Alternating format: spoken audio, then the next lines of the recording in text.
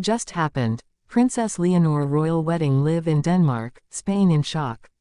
It was supposed to be just another royal ceremony, elegant, predictable, and perfectly rehearsed. But what unfolded in Copenhagen today has left Spain holding its breath. Because in one breathtaking moment, Princess Leonor of Spain, heir to the Spanish throne, the symbol of her nation's future, stood beneath Denmark's icy sky and rewrote history. No one expected what she did next. For years, Leonor was the dutiful daughter, the poised, disciplined royal, groomed since childhood to become Spain's first reigning queen in generations. Every gesture, every word, every glance measured under the watchful eyes of a nation. But today, standing before foreign royalty, dignitaries, and millions watching live, she became something more than a princess. She became her own person. As the cathedral bells echoed through Copenhagen, the Spanish flag fluttered outside, stiff in the northern wind, and for the first time, the world saw her not as a girl born into duty but as a woman choosing love over legacy. And that choice has sent shockwaves through Spain. Because Leonor's royal wedding wasn't just a ceremony. It was a statement, a declaration that shook the balance of two monarchies, Spain and Denmark, and hinted at a new European alliance that no one saw coming. As her carriage rolled through the cobblestone streets of Copenhagen, lined with thousands of well-wishers waving both Spanish and Danish flags, whispers filled the air. Who exactly was this young man, this man who captured the heart of a future queen? The world knows his name now, Prince Christian of Denmark. Born into the Danish royal house, poised to inherit his own throne. Two heirs, two futures, two crowns, now bound together by love. But behind the glimmering jewels and golden carriage, there's a story far more complex, one rooted in power, family, and centuries of royal tension. Let's go back. For years, rumors swirled about a quiet connection between the Spanish and Danish royal families. Subtle visits, shared events, small gestures that seemed innocent, but now, in hindsight, were steps toward this moment. Leonor met Christian years ago, during a royal summit, both still teenagers. What began as friendship slowly deepened into something unspoken. Letters, private visits, carefully arranged family introductions. And yet, both knew, love between heirs of different thrones isn't simple. Every glance, every whisper, had political implications. Spain's monarchy, still rebuilding its image, couldn't afford controversy. Queen Letizia, protective and modern, saw the risks. King Felipe, dignified and cautious, reminded his daughter of duty. But Leonor's heart had already chosen. And so, behind palace walls, a silent struggle began, between the expectations of a crown and the desires of a young woman who never asked to be born royal. Months of negotiation followed, quiet diplomatic talks between Spain and Denmark, hidden from the press. The Vatican was informed. European leaders whispered, could two future monarchs marry, without destabilizing their thrones? And then, came the approval. Today, under the vaulted ceilings of Copenhagen's Cathedral of Our Lady, surrounded by history, the impossible happened.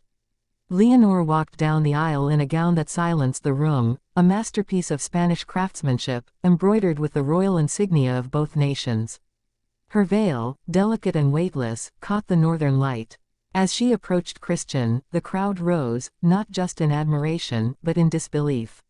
For 25 minutes, Spain and Denmark stood still. The ceremony was steeped in symbolism. The Spanish orchestra played softly beneath the Danish choir. Candles flickered like trembling stars. The royal families exchanged glances, some proud, some tense. And when Leonor and Christian said their vows, their voices barely trembling, it wasn't just a marriage, it was the merging of two futures. But what came after, no one expected. Moments after the vows, a message appeared across Spanish media networks. A statement from the Palace of Zarzuela: Her Royal Highness Princess Leonor has married with the full blessing of the Spanish crown. Her position as heir remains unchanged. The message stunned the nation. Never before had a Spanish heir married outside the country, in a foreign royal house, without renouncing rights to the throne. For many, it symbolized modern unity. For others, it was betrayal. Inside the palace, sources whispered of tension. Queen Letizia's restrained smile at the ceremony masked deep emotion, love for her daughter, pride, but also concern. She knows the weight of royal duty better than anyone. As for King Felipe, the camera caught his expression, a mixture of dignity and quiet pain. A father watching his daughter step into history, knowing she might redefine the very idea of monarchy. Outside, the crowds were electric. Danish cheers mixed with Spanish chants. "Viva Leonor" echoed through the streets. The emotion was palpable: love, pride, confusion, even disbelief. In Madrid, the reaction was instant. Parliament members, journalists, citizens, all divided. Some hailed Leonor as a bridge between nations, a future queen of modern Europe. Others saw a dangerous shift, a blending of crowns that could blur the lines of sovereignty. But through the noise, Leonor's message was clear. This wasn't politics. It was love. The reception held at Amalienburg Palace glittered with power and elegance. European royalty, world leaders, artists, and family gathered under chandeliers to witness what many called the new chapter of European royalty. The dance floor gleamed. Christian and Leonor's first dance was tender, slow, graceful, emotional. Cameras captured their unspoken connection, the way he whispered something that made her laugh through tears. Behind them, Queen Margrethe of Denmark and King Felipe exchanged polite smiles, aware that history had just shifted beneath their feet. Later, during the evening toast, Leonor stood to speak. Her voice, calm but trembling, carried across the hall. She said, "I was born a princess of Spain. But today, I stand not as a symbol, but as a woman who loves, who chooses, who believes that duty can coexist with the heart." The room erupted in applause. Yet, in Spain, reactions grew more divided. Traditionalists questioned the meaning of coexistence. Could a queen truly serve two nations? Experts debated late into the night. Constitutional scholars, royal historians, and political analysts filled Spanish television screens. Was this the birth of a European Union stronger than any treaty, or a royal gamble? And as the discussions intensified, something remarkable happened online. Across social media, millions of young Spaniards rallied behind Leonor.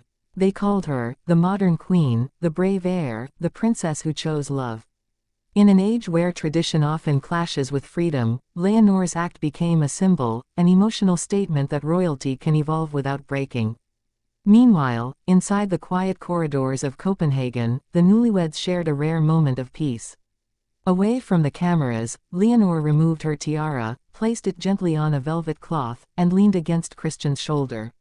For the first time, she wasn't the future Queen of Spain, or the guest of Denmark. She was simply Leonor, a woman who dared to love. Outside, snow began to fall. The streets glowed with lanterns and celebration. Fireworks bloomed over the Danish harbor. In Madrid, church bells rang in spontaneous tribute. And across the world, people watched, captivated. Not because of royalty, but because of humanity. Because in the end, this wedding wasn't just about crowns and titles, it was about courage, about breaking free from centuries of silence, and about redefining what it means to rule. Spain may be in shock tonight.